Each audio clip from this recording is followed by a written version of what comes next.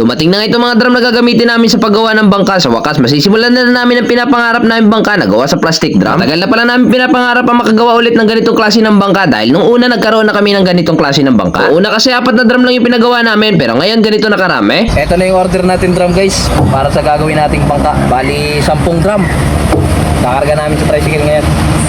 Bali 10 drum to.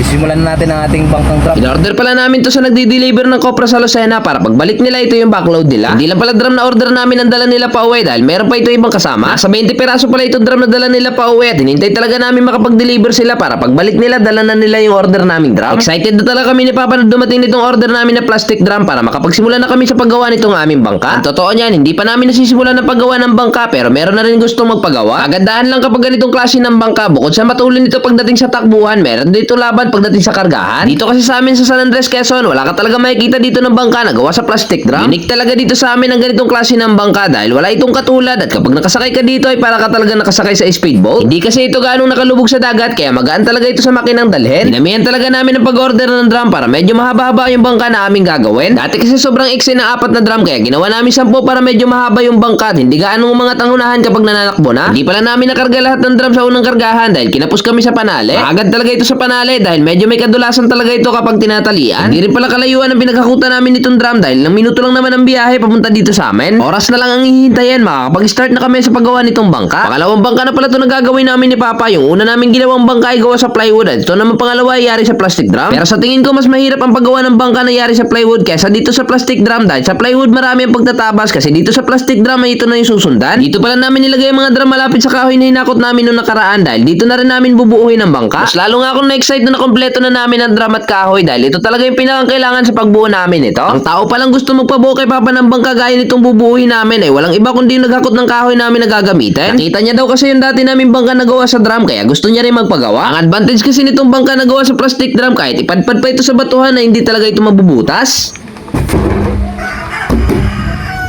Napakatibay bangka.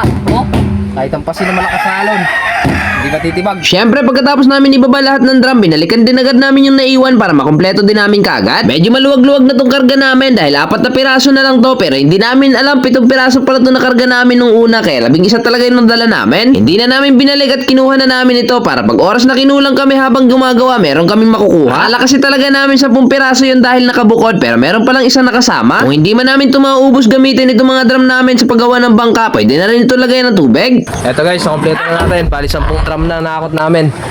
Ayan o. Ayan yung nauna. Dito talaga kami nagulat na nakompleto na namin ang drum na hinakot namin dahil pagbilang namin ay 11 pala ito. Di pala namin ito patatagalin sa pag-stock dahil bukas mag-start na kami sa paggawa. Dati pinapangarap lang namin ni Papa na sana magkaroon na ulit kami ng plastic drum boat, ngayon ay matutupad na.